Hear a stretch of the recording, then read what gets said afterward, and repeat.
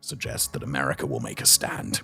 And look, here at Warfronts, we are under no illusions about the limitations of our reach, but to the extent that we have any voice at all, we would be remiss not to use it on a day that will become a pivot point in history, no matter which way history goes from here. This is the moment. This is when all of Europe's talk about finding its spine has to result in action. This timing wasn't a mistake. France's government just collapsed. Unrest in Britain is climbing. Global trust in America among its allies is dropping rapidly, and the world is distracted by yesterday's Israeli strike against the sovereign nation of Qatar. It's time to assume that America is not coming.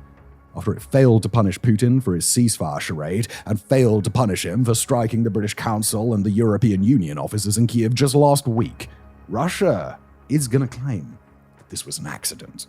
It'll deny, it'll minimize, it will redirect blame. But the rest of the nations of NATO, the nations of Europe, must respond to this attack on the premise that it was entirely intentional. Those same NATO nations have been in agreement for years. Russia was always going to try something like this, and when it did, NATO would have to be ready.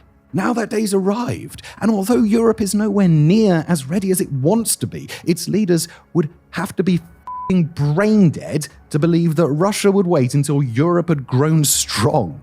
Europe has to act now. It has to act decisively under imperfect conditions with the tools at its disposal, because if it fails to do so, well, the war for the future of Europe is going to become inevitable, isn't it? Thank you for watching.